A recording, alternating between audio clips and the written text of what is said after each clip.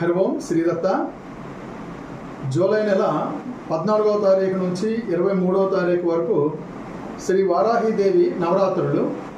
ఇందులో భాగంగానే మీకు తెలుసు కదా, మన శ్రీ ఇష్టకామేశ్వరుని విజయదుర్గా భవానీ సమేత సర్వసిద్ధేశ్వర స్వామివారికి ఇక్కడ దేవాలయంలో అనగా మన సాయిదత్త మానసపేటలో ఈ దేవాలయంలో జరిగే విశేష కార్యక్రమాలన్నింటిలో కూడా స్వామివారికి అమ్మవారికి జరిగే ఉత్సవాల్లో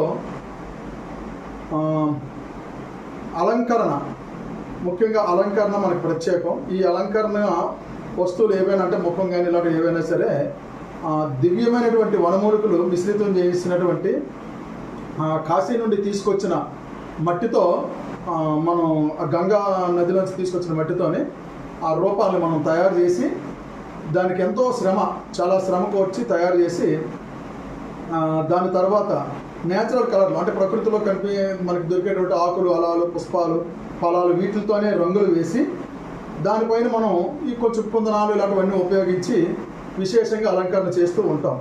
దానిలో భాగంగానే ఈరోజు మన గ్రూప్లో వారాహీదేవి అమ్మవారికి ఈ ముఖం కొంచెం తయారైంది, కాస్త ఎడిట్ చేసి అమ్మవారికి పెడితే ఎలా ఉంటుంది అనేది ఆ ఫోటో తీసి అమ్మవారి ఫోటో దానికి అటాచ్ చేసి గ్రూప్లో పెట్టాను. మీరు అందరూ సంతోషించి కొంతమంది నమస్కారం ముద్ర వేశారు.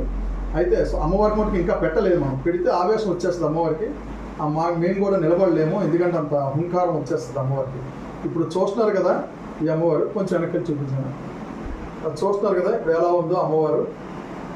ఇప్పుడు ఎలా ఉందంటే అమ్మవారికి అలంకరణ చేసేసరికి చాలా విపరీతమైనటువంటి తేజస్సు ఉట్టిపడిపోయి మనకందరికీ నేత్రానందం, ఆత్మానందం కలుగుతుంది. అయితే ఈ విగ్రహం కూడా ఇంకా ఒక 80% అంటే 80% మాత్రం తయారైంది. ఇంకొక 20% ఇంకా అలంకరణ చేయాల్సి ఉన్నదన్నమాట. ఈ పూర్తయిన తర్వాత ఇంకొక 15 రోజులు బట్టి అసలు పూర్తయ్యేసరికి, ఎందుకంటే అమ్మవారి దగ్గర కూర్చొని శ్రద్ధగా చేయాల్సిన పని ఇదంతా. మట్టితో అయితే మొత్తం అంతా తయారైపోయింది అన్నమాట. ఈ ప్రకృతి సహసిద్ధమైన కలర్లు కూడా వేసేయడం అంతా అయిపోయింది పూర్తిగా.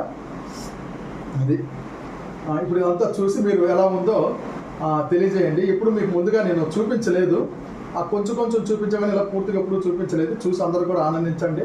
అమ్మవారికి మనసా వాచా కర్మన నమస్కారం చేసుకోండి.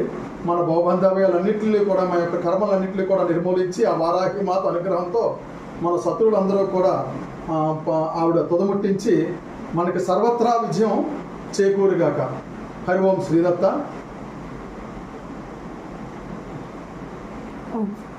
మీ శ్రీ సాయిదత్త మానసపీఠం.